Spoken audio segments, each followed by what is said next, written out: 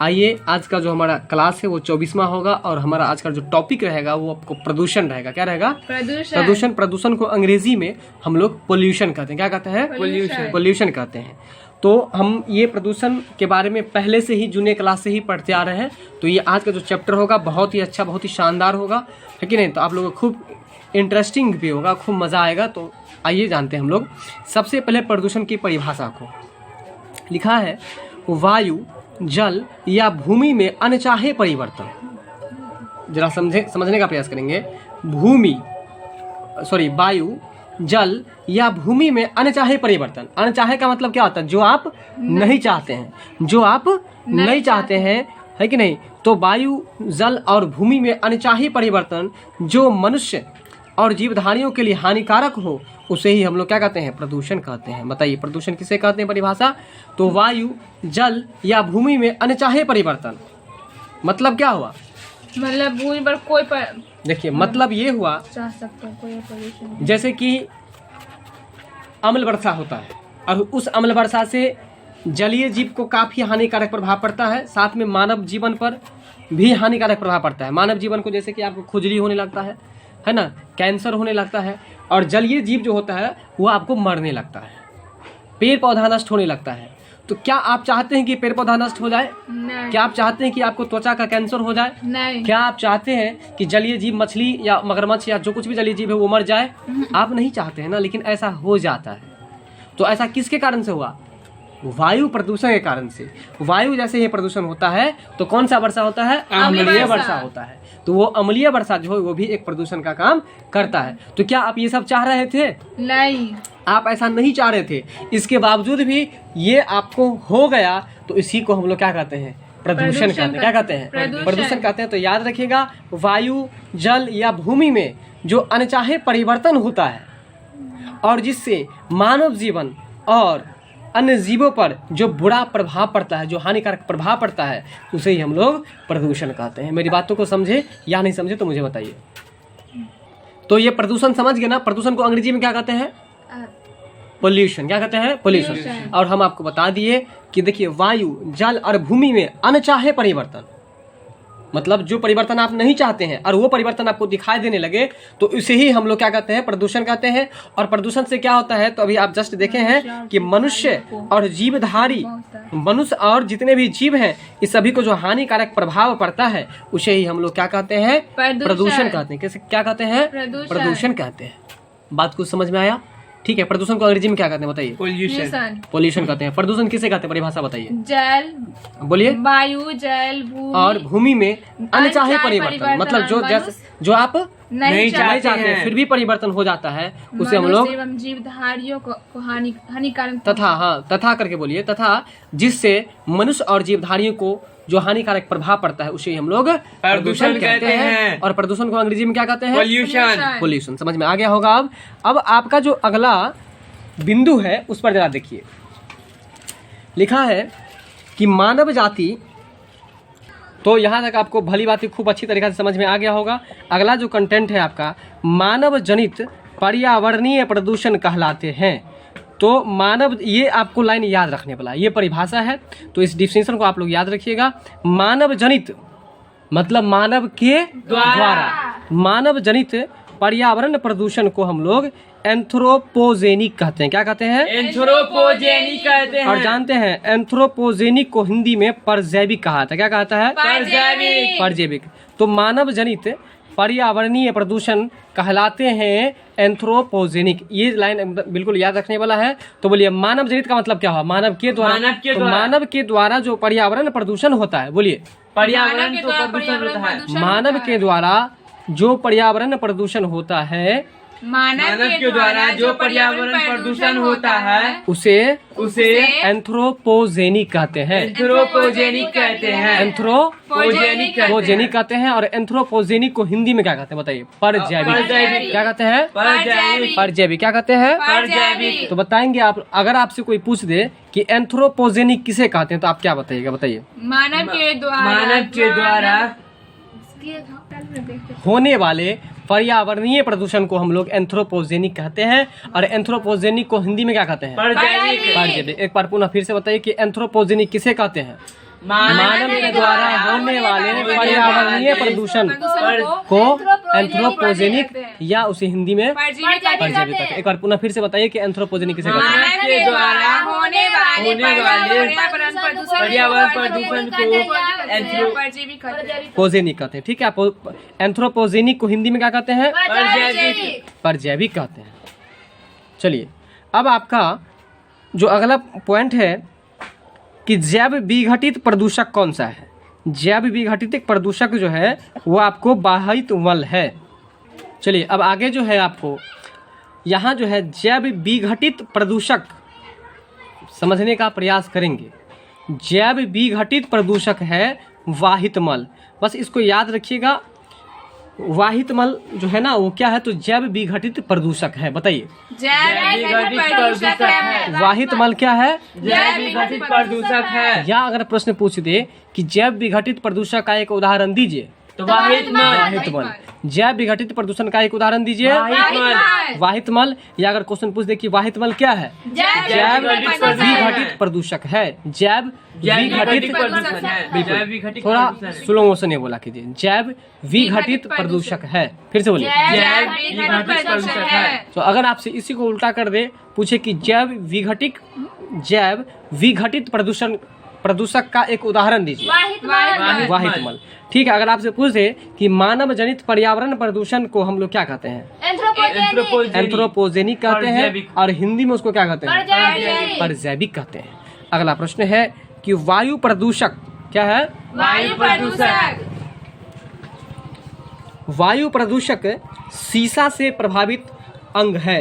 कहने का मतलब, आप जो वायु ले रहे हैं, जानते हैं पेट्रोल से चलने वाली जितनी भी गाड़ी होती है उसमें सीसा की मात्रा निकलता है, और वो सीसा की मात्रा से प्रभावित अंग जो है ना वो आपको उदर है। क्या है? उदर मतलब बेली, बेली मतलब पेट, एब्डोमेन।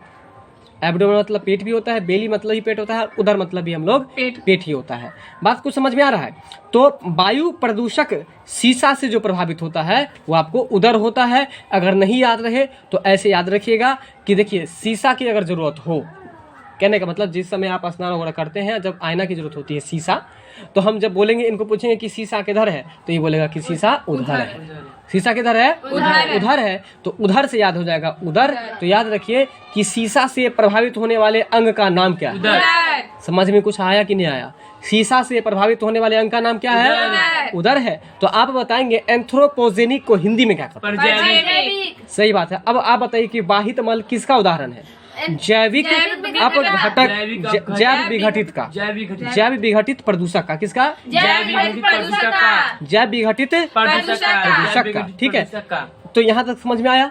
अब अगला प्रश्न है कि तंत्रिका तंत्र संबंधी रोग होता है ना? तंत्रिका तंत्र संबंधी जो रोग होता है वो आपको किससे होता है? तो ये भी आपको होता है सीसा से। तंत्रिका तंत्र बोलेंगे जरा, तंत्रिका तंत्र से संबंधित रोग जो होता है वो किससे होता है? तो ये भी आपको सीसा से ही होता है। तो देखिए, तंत्रिका तंत्र है, ठीक है ना? हम आपको एक दिन बताए थे कि तंत्रिका तंत्र से जुड़ा हुआ, हम बताए थे कि तंत्रिका तंत्र जब कभी कभी किसी को फारिज मार देता, फारिज मतलब जिसको लकवा बोलते हैं हम भाषा में, कि समझ गए? तो फारिज मारने की परिस्थिति में क्या होता है कि तंत्रिका तंत्र वर्क करना छोड़ देता है, जिसके कारण से हमको ऐसा महसूस होता है कि किसी अंग, कोई अंग काम करना ही ब्रेक कर देता है, काम करना क्या करता है? छोड़ देता है। तो हम लोग कहते हैं कि वो अंग सूना हो गया है, वो अंग सूख गया है। ऐसा हम लोग बोलते हैं कि नहीं बोलते हैं?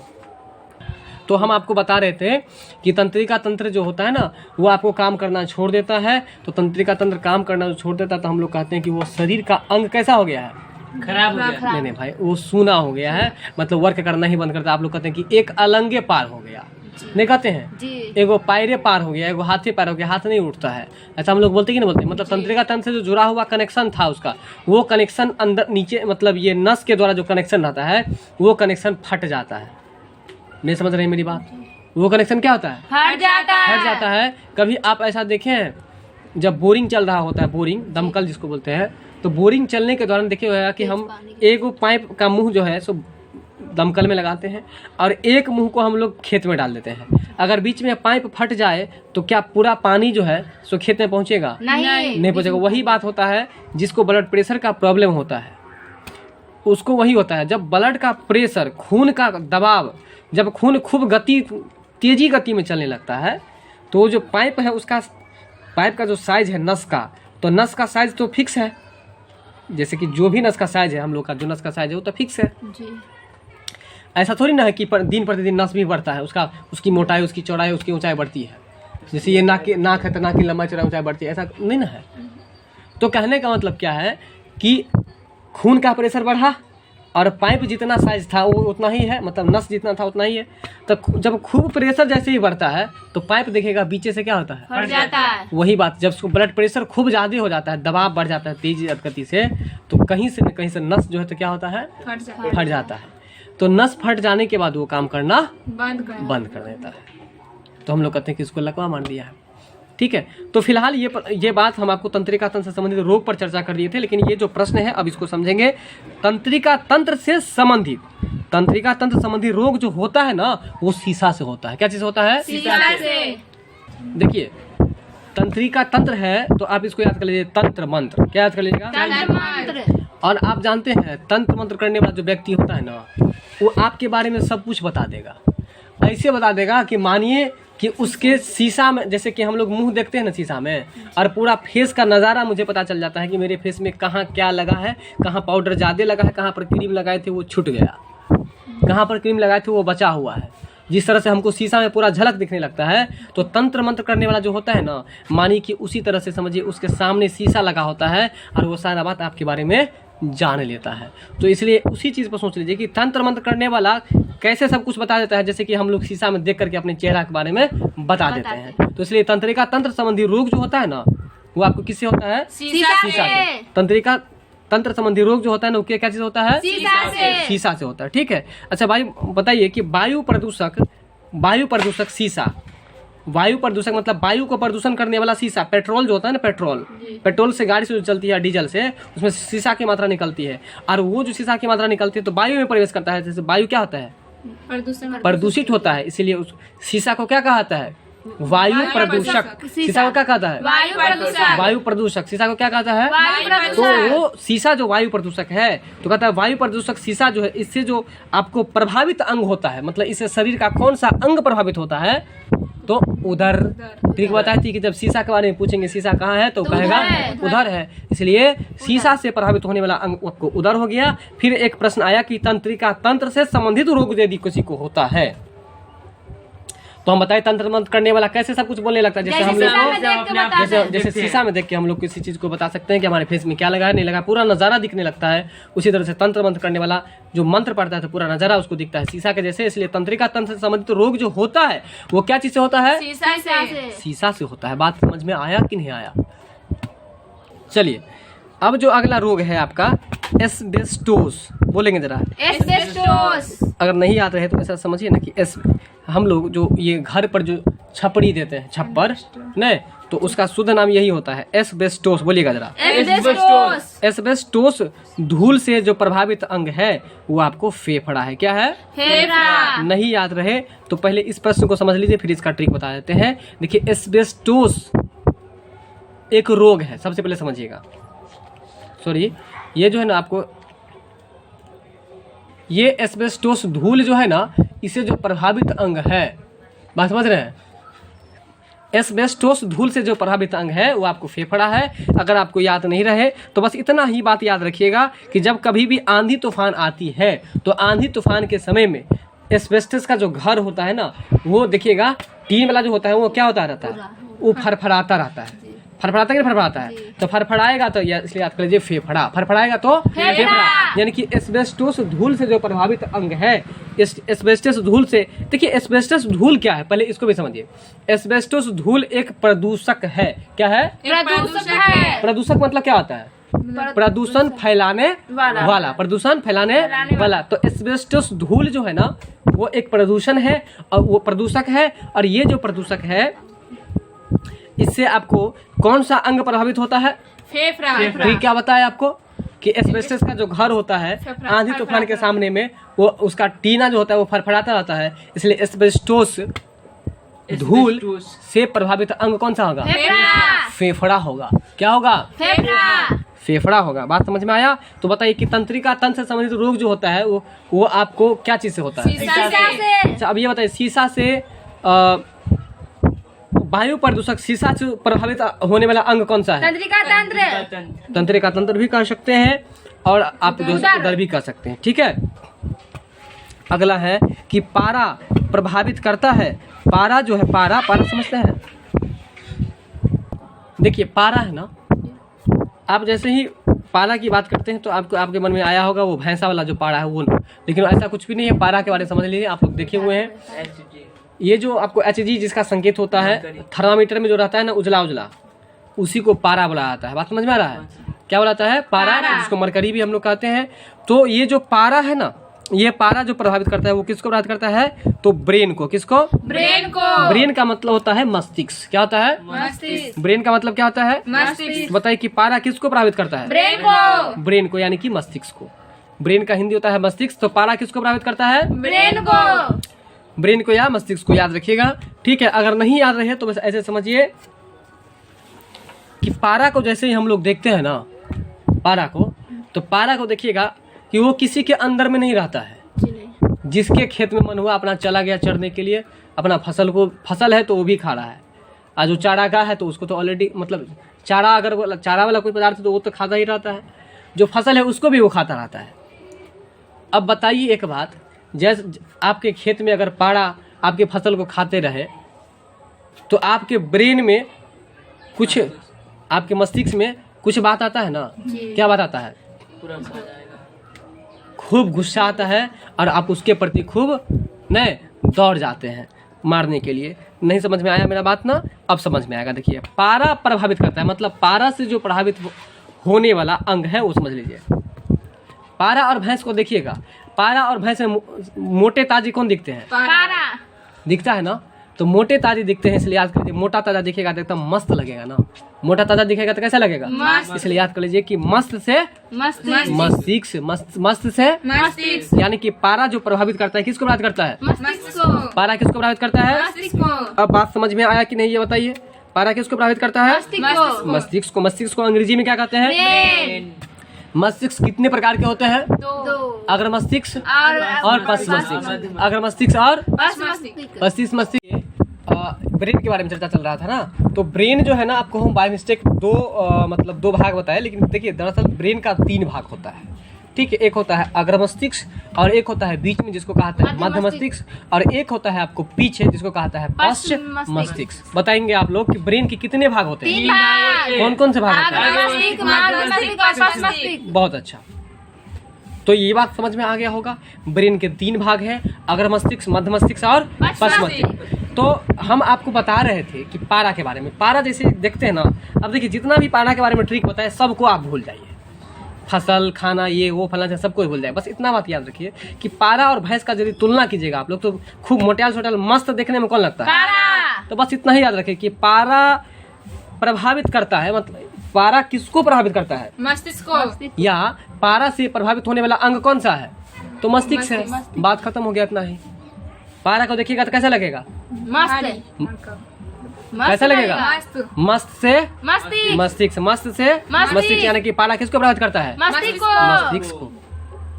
अब जो आपका अगला प्रश्न है वायु प्रदूषक। वायु प्रदूषक मतलब आप बताएंगे पहले मुझे। वायु को प्रदूषण करने वाला बताइए। वायु प्रदूषक मतलब वायु को प्रदूषण करने वाला। जल प्रदूषक मतलब जल को प्रदूषण करने वाला। भूमि देखिए यहाँ अंतर है, प्रदूषण में न लगा है अंत में, अब प्रदूषक में क लगा है। जब क लगेगा तो करने वाला लगाइएगा। तो बताइए भूमि प्रदूषक का मतलब क्या होगा? भूमि को प्रदूषण करने वाला। बात समझ गए ना? तो देखिए यहाँ पर है वायु प्रदूषण कार्बन मोनोऑक्साइड।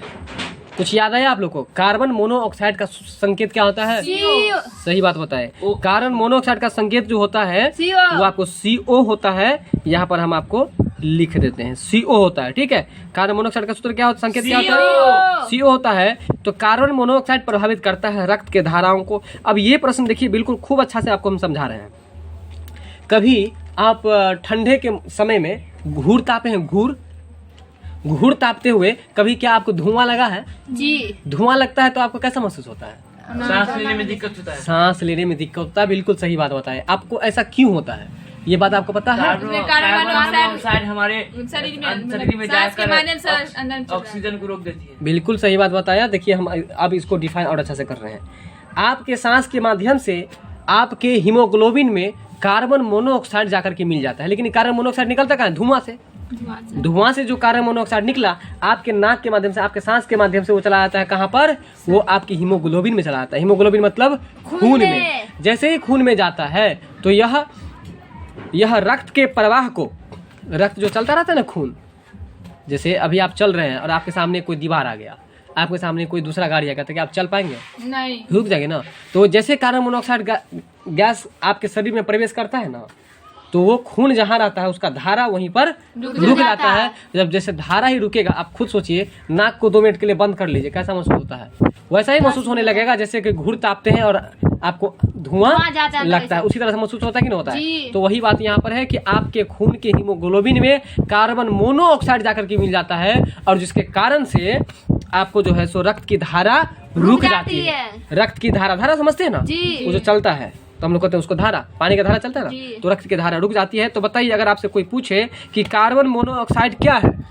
वायु प्रदूषक, जल प्रदूषक, भूमि प्रदूषक क्या है? वायु प्रदूषक। सही बात है, क्योंकि वो वायु के माध्यम से हमारे शरीर में प्रवेश करता है ना।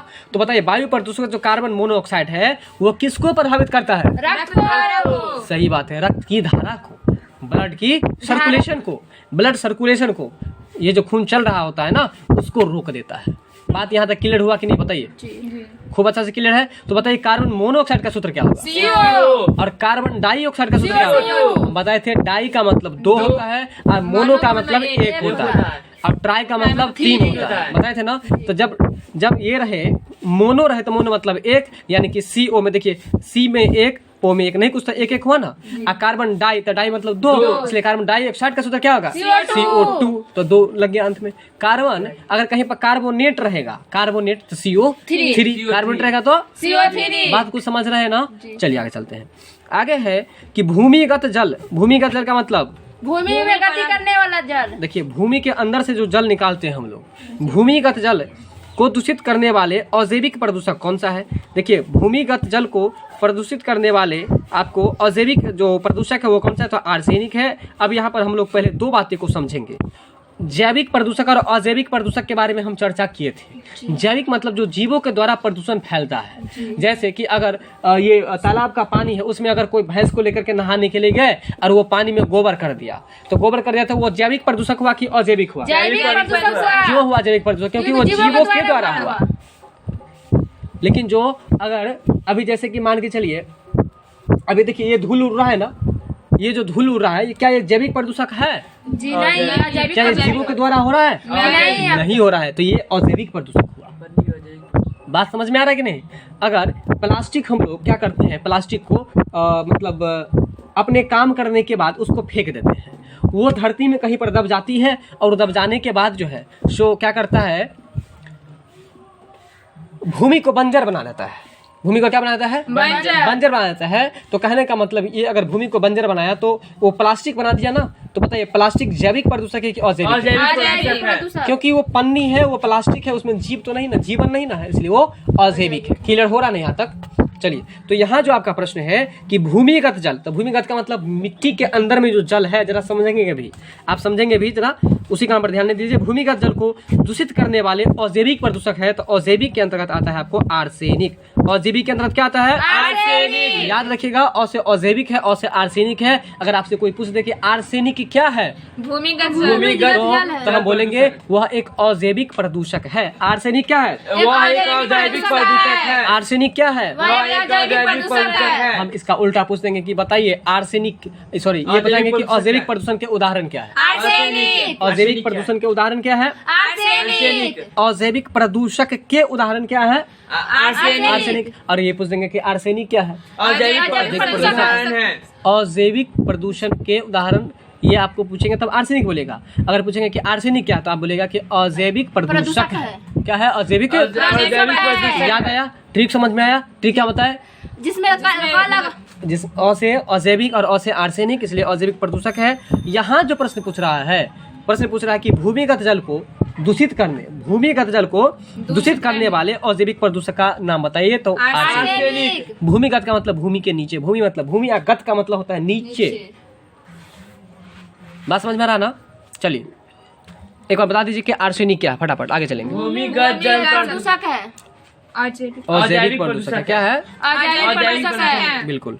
आगे है जल प्रदूषण को मापने के लिए जो जांच की जाती है, जल प्रदूषण को मापने के लिए जो जांच की जाती है उसको क्या कहते हैं? उसको कहते हैं बायोमैकेनिकल, बोलिएगा जरा। Biomechanical oxygen demand. बताइए। बायोमैकेनिकल। देखिए जल के प्रदूषण को जो हम लोग चेक करेंगे तो मैकेनिक सब ने चेक करेगा उसको, तो मैकेनिक से याद कर लीजिए मैकेनिकल। डिमांड करेंगे ना, तो बोलिए कि बायोमैकेनिकल ऑक्सीजन डिमांड। फिर से बोलिए बायोमैकेनिकल ऑक्सीजन डिमांड। फिर से बोलिए बायोमैकेनिकल ऑक्सीजन डिमांड। बिल्कुल बायोमैकेनिकल ऑक्सीजन डिमांड। जो हम पूछेंगे कि बायोमैकेनिकल ऑक्सीजन डिमांड क्या है, तो आप बोलिएगा कि जल प्रदूषण को मापने वाला यंत्र है। जल प्रदूषण को मापने के लिए यह मापने वाला यह एक जांच है, यह एक टेस्ट है। क्या है? जैसे कि मान के चलिए CBC टेस्ट होता है। CBC में क्या होता है? काउंट ब्लड सेल्स, मतलब उसमें पूरे शरीर का आपको सेल्स का जांच हो जाता है, पूरे शरीर के बारे में आपको जानकारी मिल जाएगा कि कहाँ पर आपको प्रॉब्लम है। बात समझ में कुछ आ रहा है ना? CBC जांच होता है जिससे आपको सर्दी, बुखार, खांसी, विभिन्न प्रकार की बीमारियों का पता चल जाता है। तो वो अगर कोई पूछे कि CBC क्या है तो हम बोलेंगे यह एक जांच, यह एक जांच है। उसी तरह से जल प्रदूषण को जांचने वाला जो एक जांच का नाम है उसका नाम है बायोमैकेनिकल ऑक्सीजन डिमांड। क्या नाम है? Biomechanical oxygen demand. फिर से बताइए। Biomechanical oxygen demand. Very good, biomechanical oxygen demand. ये बात समझ में आया? बात समझ में आया कि नहीं? चलिए अब जो है बायोमैकेनिकल ऑक्सीजन डिमांड आप समझ गए, ठीक है? तो इसको याद रखिएगा, बायोमैकेनिकल ऑक्सीजन डिमांड, ये समझ में आ गया ना? तो बायोमैकेनिकल ऑक्सीजन डिमांड याद रखिएगा। इसके बाद जो है आपको अगर नहीं याद रहे ना तो देखिए ऐसे याद रखिएगा। आप ये बताइए मुझे कि जल का निर्माण किन किन चीज़ों से होता है? फटाफट हाइड्रोजन ऑक्सीजन से होता है ना? तो बस आप याद रखिए कि जब हाइड्रोजन ऑक्सीजन से होता है तो जल के प्रदूषण को जो जांच करेंगे, जल के प्रदूषण को जो हम लोग जांच करेंगे तो उसमें क्या करेंगे? तो बायोमैकेनिकल मैकेनिक का काम हो गया ये, तो बायोमैकेनिकल हो गया। और जल प्रदूषण जो जांच करेंगे तो इसमें ऑक्सीजन है ना, देखेंगे हम लोग ऑक्सीजन अगर ज़्यादा रहेगा या कम रहेगा तो उसी से पकड़ लेंगे ना कि इसका मतलब यह जल प्रदूषित ज़्यादा है। बात समझ में आ रहा है कि समझ में आ रहा है? तो इसलिए देखिए ऑप्शन ऐसा वाला ढूंढिएगा जिसमें कि जब जल प्रदूषण को मापने की जांच की बात नाम याद आए तो बस एक ही बात याद रखिए कि जल बनता है दो चीज़ों से, एक बनता है हाइड्रोजन से और एक बनता है ऑक्सीजन से। तो आप जो है ना ऑक्सीजन वाला ऑप्शन ढूंढिएगा कि ऑक्सीजन किस में लगा हुआ है, बायोमैकेनिकल ऑक्सीजन डिमांड। बस इतना बात याद रखिएगा, सटा दीजिएगा, आपका आंसर सही बिल्कुल हो जाएगा। अगला है मनुष्य में रक्तदाब को अंग्रेजी में कहते हैं ब्लड प्रेशर, और ब्लड प्रेशर बढ़ाकर दिल संबंधी रोग उत्पन्न करता है। बिल्कुल, तो आप देखते होंगे जिसको ब्लड प्रेशर हो और ब्लड प्रेशर यदि कंट्रोल नहीं हो दिन प्रतिदिन तो उसको धीरे धीरे हार्ट का प्रॉब्लम हो जाता है। कहने का मतलब यह है कि मनुष्य में रक्तदाब बढ़ाकर दिल संबंधी रोग उत्पन्न करता है तो वायु प्रदूषक है कैडमियम। बस इतना ही बात याद रखिएगा। यहाँ से 2 प्रश्न हम लोग सीखेंगे। सबसे पहले कि कैडमियम के बारे में जरा हम लोग सीख लेते हैं। अगर आपसे कोई पूछे कि कैडमियम क्या है तो हम लोग बोलेंगे वायु प्रदूषक है। कैडमियम क्या है? वायु प्रदूषक है। कैडमियम क्या है? वायु प्रदूषक है। वायु प्रदूषक है। एक पॉइंट हम लोग यहाँ से सीखे, कैडमियम जो है वह एक वायु प्रदूषक है। अब हम लोग समझेंगे कि रक्तदाब, मनुष्य में रक्तदाब बढ़ाकर मतलब ब्लड प्रेशर को बढ़ाकर दिल संबंधी रोग उत्पन्न करता है। तो बताएंगे आप लोग कि ब्लड प्रेशर जो बढ़ता है तो ब्लड प्रेशर बढ़ने में दिल संबंधी रोग जो उत्पन्न करता है वो कौन उत्पन्न करता है? तो कैडमियम। कौन उत्पन्न करता है? कैडमियम क्या है? कैडमियम क्या है? बिल्कुल, कैडमियम जो है ना यह एक वायु प्रदूषक है। और यह वायु प्रदूषक जो है ना ब्लड प्रेशर, जब रक्तदाब बढ़ता है ना तो रक्तदाब को बढ़ाकर दिल संबंधी रोग जो उत्पन्न करता है वो कैडमियम करता है। कौन करता है? कैडमियम करता है। बात समझ में आ रहा है? अब देखिए इसको हम लोग कैसे याद रखेंगे। देखिए हम आपको बताए थे कि गाय का गोश्त मुस्लिम सब खाता है।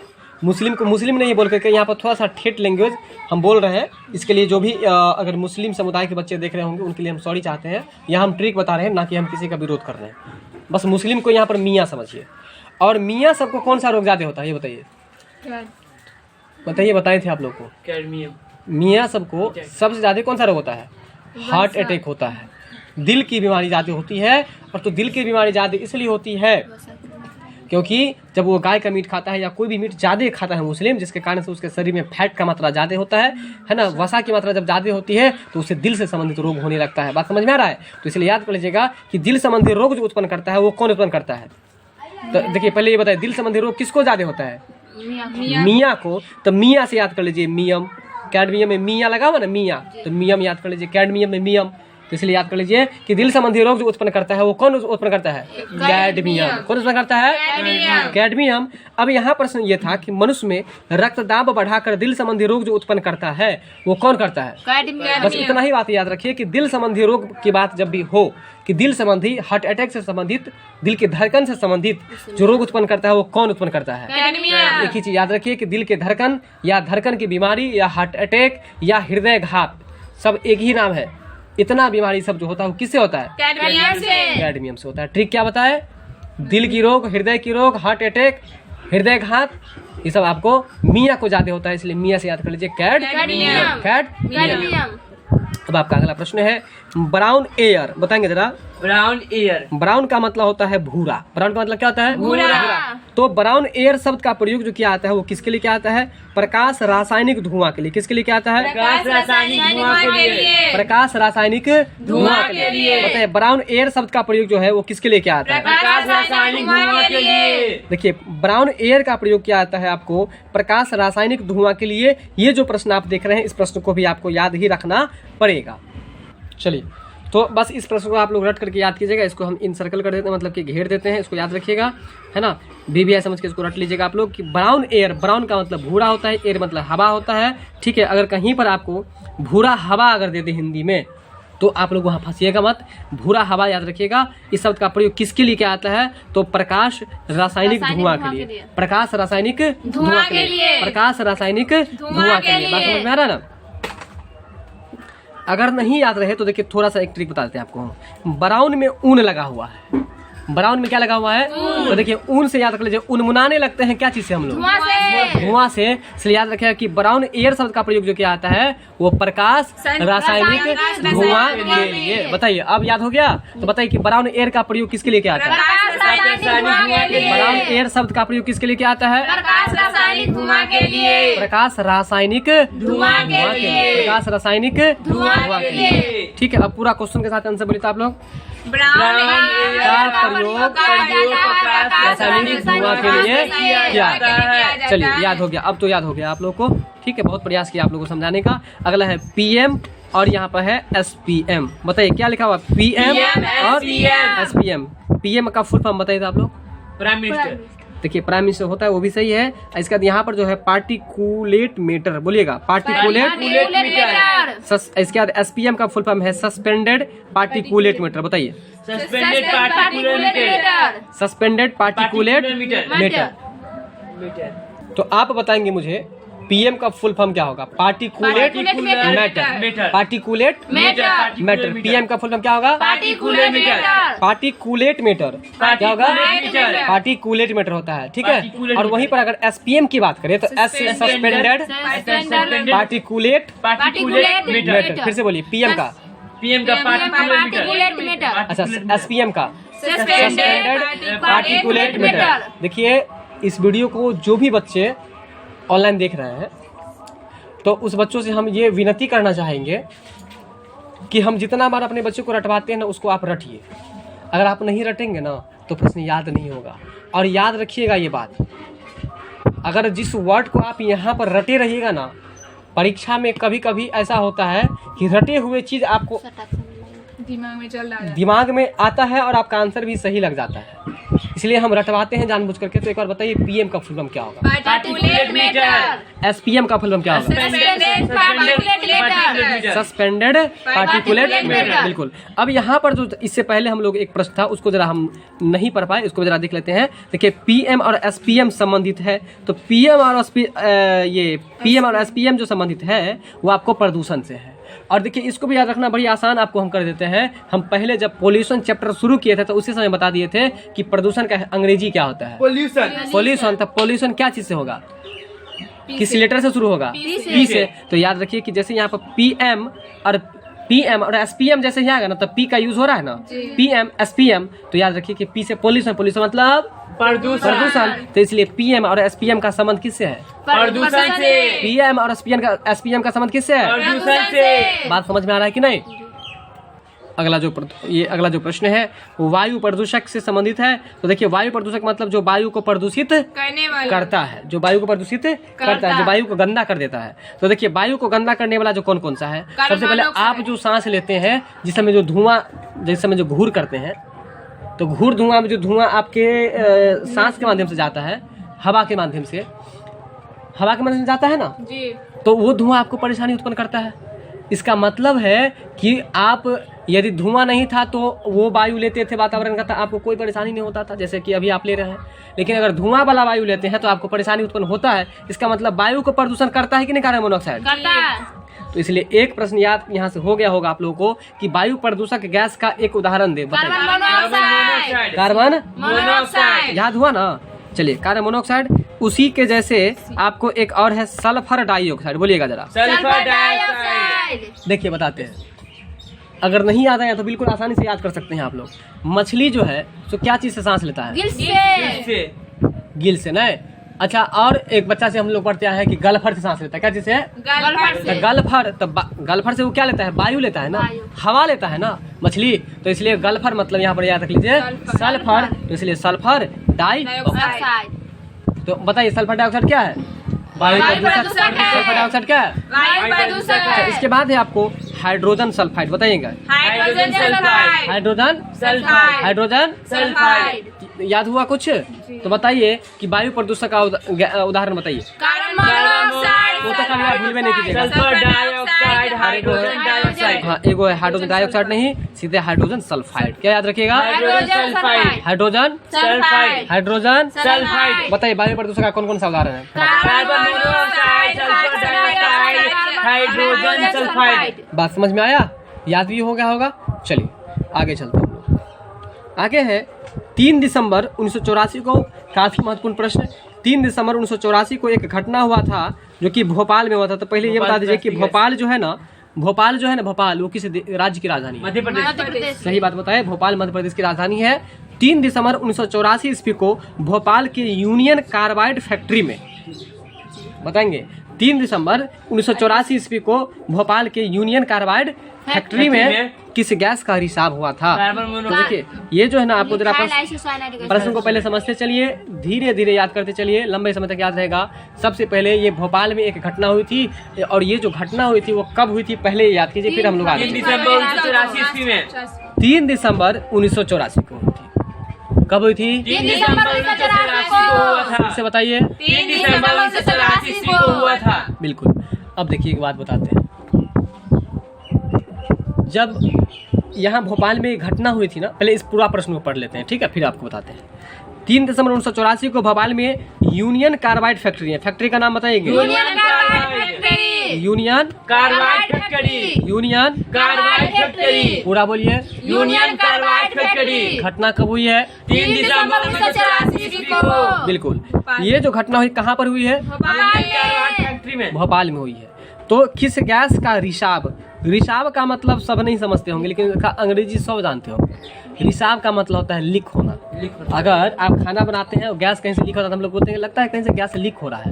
लीक का हिंदी क्या होता है, रिसाव होता है। लीक का हिंदी क्या होता है, रिसाव होता है, ठीक है।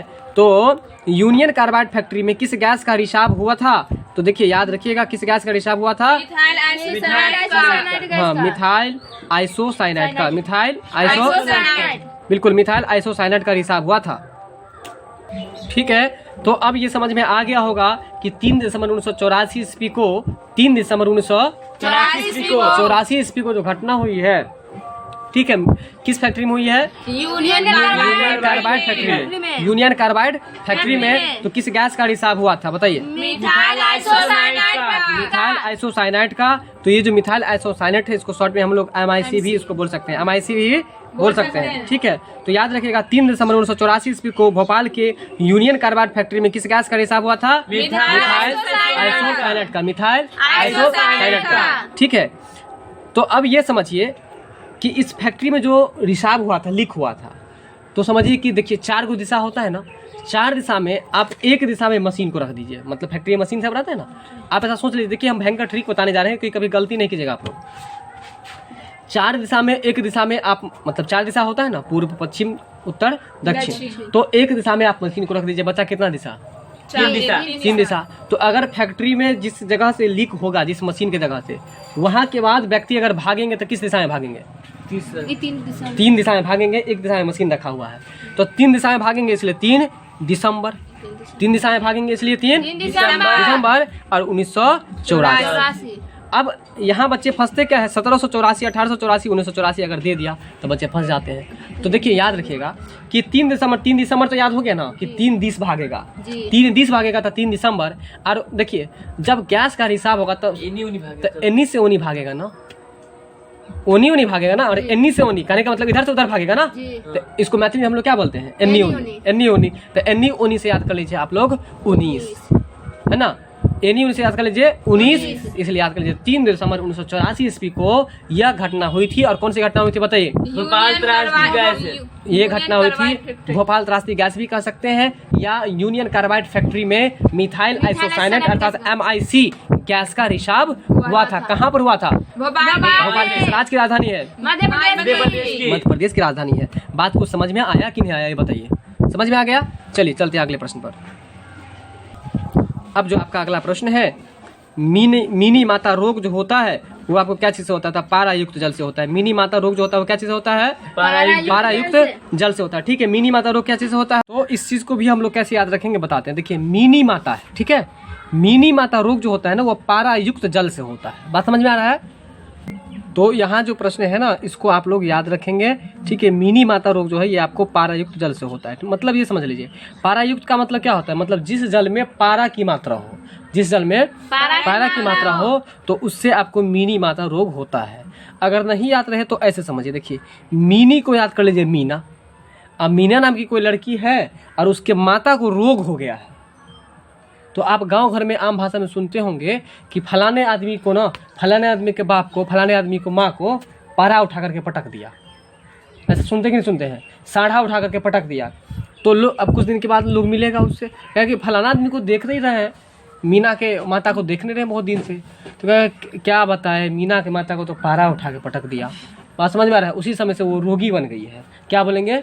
मीना की माता को पारा उठा के पटक दिया, उसी समय से वो रोगी बन गई है। तो इसीलिए याद रखिएगा कि मिनी माता है ना, तो मिनी माता को क्या फिर से बताते हैं? मिनी को आप मीनू याद रखिए या मीना याद रखिए। तो मीनू या मीना, मीनू को बीमारी हो गया है, सॉरी मीनू के माता को बीमारी हो गया, मतलब रोग हो गया है। और उसको रोग कब से हो गया है? जब से पारा उठा के पटक दिया। तो उसी ट्रिक पर आप इसको याद रख लीजिए कि मिनी माता रोग जो होता है ना वो पारायुक्त जल से होता है। बात समझ में आया? ठीक है। तो मिनी माता रोग जो होता है वो पारायुक्त जल से होता है। इसके बाद फिर आगे है मिनी माता रोग सबसे पहले कहाँ पर हुआ था? तो देखिए मिनी माता रोग सबसे पहले आपको जापान में हुआ था। कहाँ पर हुआ था? जापान में। अब देखिए ये भी आसान है, बिल्कुल याद रखना। मिनी माता रोग जो होता है ना वो आपको पारायुक्त पानी से होता है। तो पारायुक्त पानी लगा हुआ है ना, जरा ध्यान दीजिएगा, पारायुक्त पानी लगा हुआ है ना, तो पानी से याद कर लीजिए पानी तो पान, यानी कि मिनी माता रोग सबसे पहले जो हुआ था कहाँ पर हुआ था? जापान में, है ना। पारायुक्त पानी है ना, तो पानी तो पान, इसलिए मिनी माता रोग जो सबसे पहले हुआ था कहाँ पर हुआ था? जापान में हुआ था। बात को समझ में आया कि नहीं बताइए? अगला है कि नदियों में, कहाँ पर? नदियों में जल प्रदूषण की जो माप की जाती है, ये आपको अभी प्रश्न पढ़ाए थे कि जल प्रदूषण की माप जो की जाती है उस जांच का नाम बताइए। Biomechanical oxygen demand. यहाँ प्रश्न क्या है कि नदियों में जल प्रदूषण की जो माप की जाती है वो किसकी मात्रा से? ऑक्सीजन की घोल मात्रा से। नदियों में हम पहले बता दिए थे ना, इसमें ऑक्सीजन लगा हुआ था, बताए थे ना, चर्चा किए थे ना, वही बात है कि नदियों में जो जल प्रदूषण की माप की जाती है उसके ऑक्सीजन की मात्रा से जांच की जाती है। इसलिए याद रखिएगा कि नदियों में जल प्रदूषण की जो माप की जाती है आपको ऑक्सीजन की घुली हुई मात्रा से, ऑक्सीजन की घुली हुई मात्रा से नदियों में जल प्रदूषण की जो माप की जाती है ऑक्सीजन की घुली हुई मात्रा से की जाती है। बात समझ में आ रहा है? तो ये बिल्कुल याद रहेगा। और वैसे ही पहले ही बता चुके हैं कि नदियों में जो जल होता है, जल प्रदूषण जो होता है उसकी जांच जो होती है ना, उसे पढ़े थे, क्या पढ़े थे? बायोमैकेनिकल ऑक्सीजन डिमांड पढ़े थे। हम बताए थे कि जल प्रदूषण का जांच होता है। जल में क्या होता है? हाइड्रोजन ऑक्सीजन, तो इसलिए ऑक्सीजन वाला ऑप्शन को हटाना है आप लोगों को। तो इसमें बिल्कुल ऑक्सीजन वाला बात याद होगा, तो आप उसी कंटेंट के अकॉर्डिंग आप इसको भी याद रख सकते हैं कि नदियों में जो जल प्रदूषण की जांच की जाती है, माप की जाती है, वो किसके आधार पर? ऑक्सीजन में ऑक्सीजन की घुली हुई मात्रा से, ऑक्सीजन में मत बोल दीजिएगा, ऑक्सीजन की घुली हुई मात्रा, ऑक्सीजन की घुली हुई मात्रा से। बात समझ में आया? नदियों में जो जल प्रदूषण की जांच की जाती है किस आधार से? ऑक्सीजन की घुली हुई मात्रा से। बिल्कुल। और इसको ट्रिक क्या बताए थे कि जल में हाइड्रोजन ऑक्सीजन रहता है ना, उसमें ऑक्सीजन से हम लोग चेक करते हैं। बात समझ में आ गया ना? चलिए अगला है कि सिगरेट के धुएं। आप लोग सिगरेट पिए हैं कि नहीं पिए हैं? कभी नहीं पिए हैं। सिगरेट के धुएं का जो मुख्य प्रदूषक है, मतलब सिगरेट से जो धुआं निकलता है, करेक्ट, उसमें से मुख्य प्रदूषक बता रहा है कि प्रदूषण फैलाने वाला उस धुआं में ऐसा कौन सा पदार्थ है जो प्रदूषण फैलाता है। बात समझ में आ रहा है? तो ध्यान रखिएगा कि सिगरेट के धुएं का जो मुख्य प्रदूषक है वो आपको है कार्बन मोनोऑक्साइड। क्या है? Carbon monoxide. तो कार्बन मोनोऑक्साइड और बेंजीन याद रखिएगा, कार्बन मोनोऑक्साइड और बेंजीन। बताइए सिगरेट के धुएं का जो मुख्य प्रदूषक है वो क्या है? कार्बन मोनोऑक्साइड और बेंजीन। कार्बन मोनोऑक्साइड और बेंजीन है। बात समझ में आ रहा है? कार्बन मोनोऑक्साइड और बेंजीन है। तो देखिए कार्बन मोनोऑक्साइड याद रखना बिल्कुल आसान है आपके लिए। क्यों आसान है? समझ में आ गया होगा, क्योंकि धुआं कोई भी धुआं हो उस धुआं में कार्बन मोनोऑक्साइड रहेगा ही रहेगा। इसलिए सिगरेट के धुएं में भी कार्बन मोनोऑक्साइड रहेगा ही रहेगा। और इसके बाद है आपको कि उसमें एक चीज मिल जाएगा, बेंजीन मिल जाएगा। क्या मिल जाएगा? बेंजीन। तो याद रखिएगा कि अगर सिगरेट आप पीते हैं या नहीं पीते हैं, सिगरेट का धुआं कभी लेकर के देखिएगा। सिगरेट का धुआं जैसे ही लगेगा कि आपको जीन सवार हो गया है। कैसा लगेगा? जीन सवार हो गया है। आप इधर से उधर करने लगेगा, चिचियाने लगेगा, बवाने लगेगा, क्योंकि उसमें नशा होता है ना, नशा लग जाता है ना। तो याद रख लीजिएगा कि सिगरेट का धुआं पीजिएगा तो क्या होगा, जल्दी बताइए।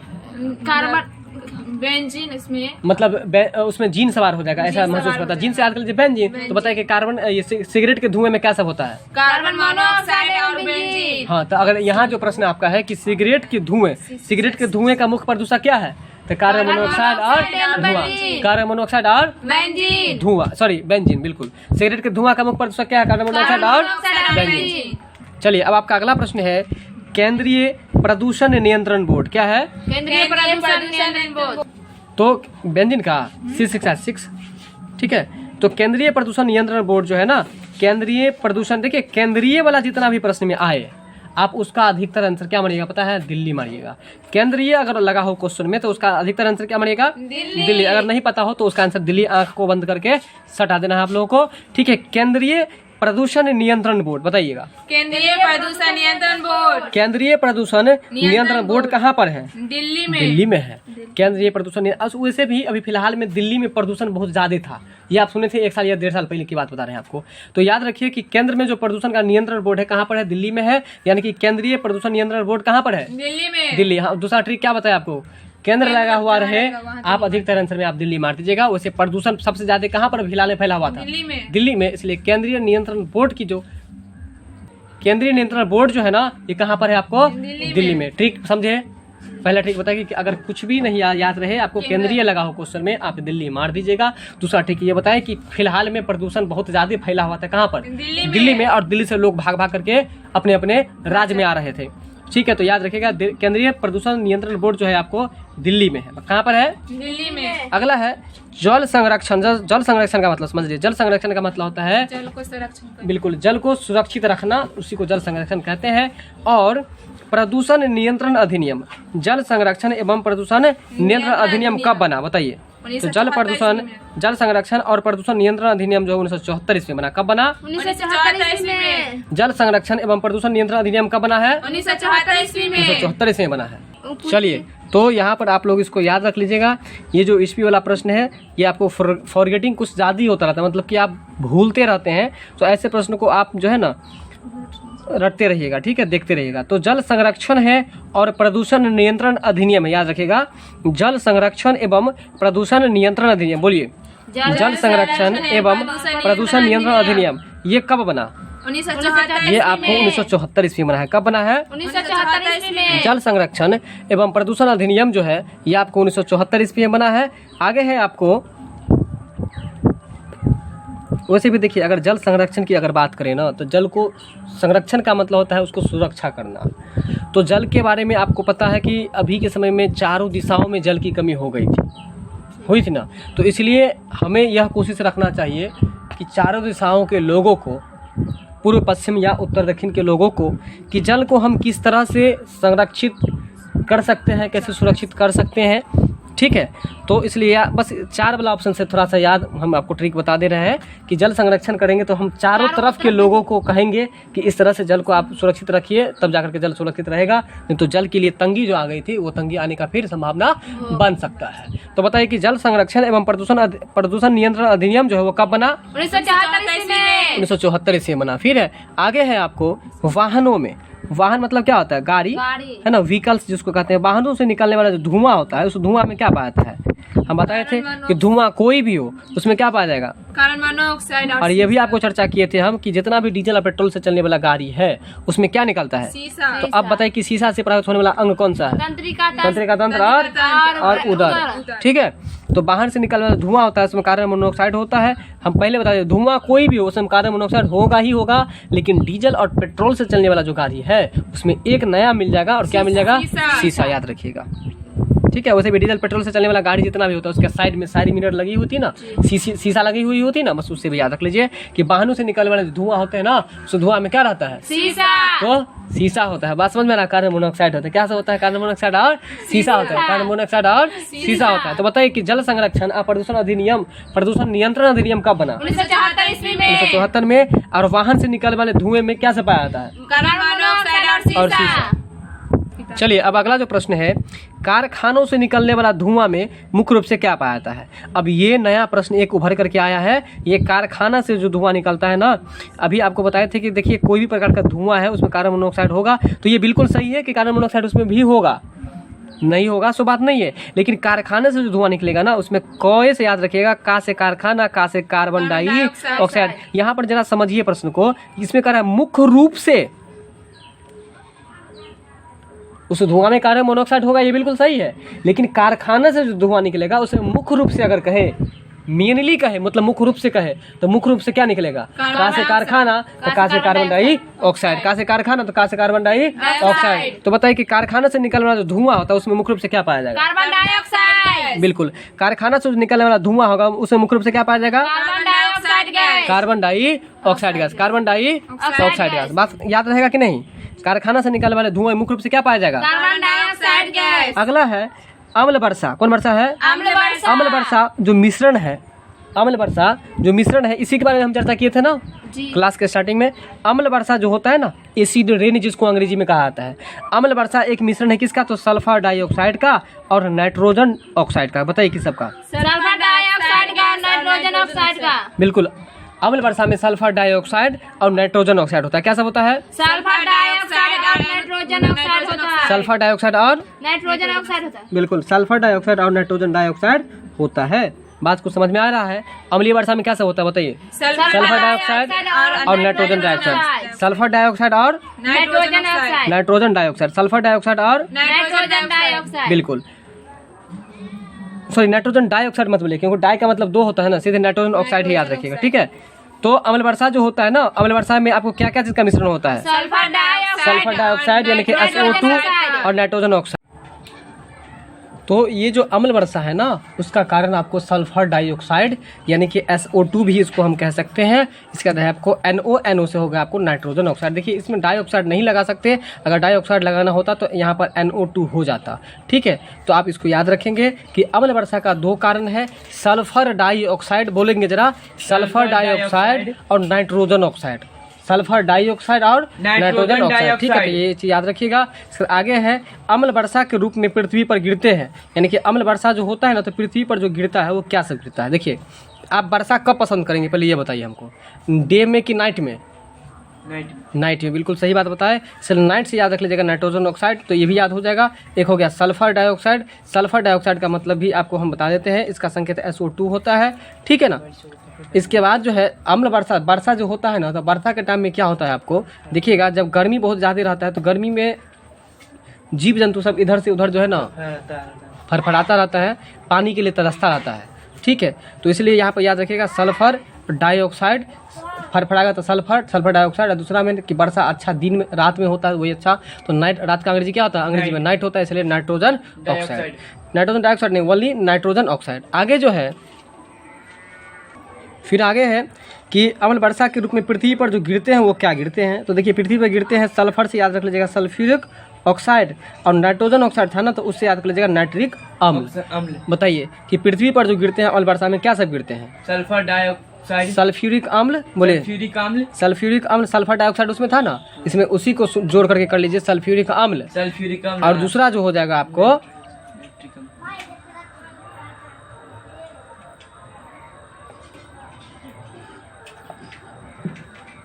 दूसरा जो हो जाएगा, ठीक है, नाइट्रिक अम्ल। क्या हो जाएगा, नाइट्रिक अम्ल। एक नाइट्रोजन ऑक्साइड था ना तो उसको जोड़ दीजिए नाइट्रिक अम्ल, ठीक है। आगे है DDT होता है, तो DDT क्या होता है, तो DDT एक अजैव अपघटनीय प्रदूषक है। DDT जो है एक दवा है छिड़काव करने वाला, बात समझ में आ रहा है, हाँ बिल्कुल, कीड़ा मकोड़ा मारने के लिए DDT का उपयोग किया जाता है। DDT जो है तो यह एक अजैव अपघटनीय प्रदूषक है। DDT क्या है बताइए, एक अजैव अपघटनीय प्रदूषक है। DDT जो है एक अजैव अपघटनीय प्रदूषक है। देखिए DDT जो पाउडर होता है तो वो पाउडर किसी मतलब जीव के किसी कण से नहीं बनता है। जैसे पाउडर जो होता है ना दवा छिड़काव करने वाला, जो कीड़ा और मकोड़ा मारने वाला, तो वो क्या किसी जीव से बनता है, नहीं बनता है। तो इसलिए जब किसी जीव से नहीं बनता तो वो अजैव पदार्थों से बनता होगा, मतलब जिसमें जान नहीं होगा उससे बनता होगा।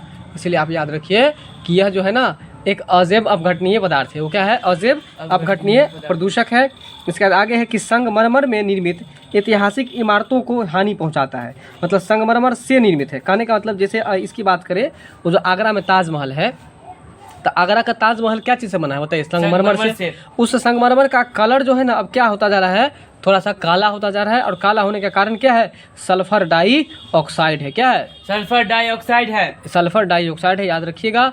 अम्ल जो अम्ल वर्षा के रूप में जो है तो आता है ना नीचे सल्फर, तो वही उसी को याद रख लीजिएगा, सल्फर डाइऑक्साइड। क्या है, सल्फर डाइऑक्साइड। देखिए यहाँ पर अब इसको सल्फर डाइऑक्साइड में और सल्फ्यूरिक अम्ल में आप फंस सकते हैं, क्योंकि यहाँ पर है आपको कि पृथ्वी पर जो है सो क्या गिरते हैं, अम्ल वर्षा के रूप में पृथ्वी पर क्या गिरते हैं, तो पृथ्वी पर जो गिरने वाला था सल्फ्यूरिक अम्ल था और नाइट्रिक अम्ल था। लेकिन यहाँ पर बता रहा है कि संगमरमर से जो निर्मित ऐतिहासिक इमारत है, मकान है, उसको जो हानि पहुँचाता है, तो वो जो वर्षा का पानी उस पर पड़ता है तो वो उसको कौन हानि पहुँचाता है, सल्फर डाइऑक्साइड। यानी कि वही सल्फर से जोड़ करके इसको आप याद रख सकते हैं, क्योंकि अम्ल वर्षा जो होता है तो उसमें सल्फर डाइऑक्साइड और नाइट्रोजन ऑक्साइड देखे थे ना, याद आया कि नहीं याद आया। तो ये अम्ल वर्षा का जो तत्व है, इसी तत्व के कारण से आपको ये आगरा का ताजमहल या कोई भी इमारत जो संगमरमर का हो उसका रंग अब फीका पड़ता जा रहा है, काला पड़ता जा रहा है। तो याद रखिएगा कि संगमरमर से निर्मित जो ऐतिहासिक इमारत है, जो इमारत मतलब मकान है, उस मकान पर जो हानि पहुँचता है वो किसके कारण से, सल्फर डाइऑक्साइड के कारण से, जिसका संकेत क्या होता है, SO2 होता है। ठीक है, आगे है ग्रीन मफलर।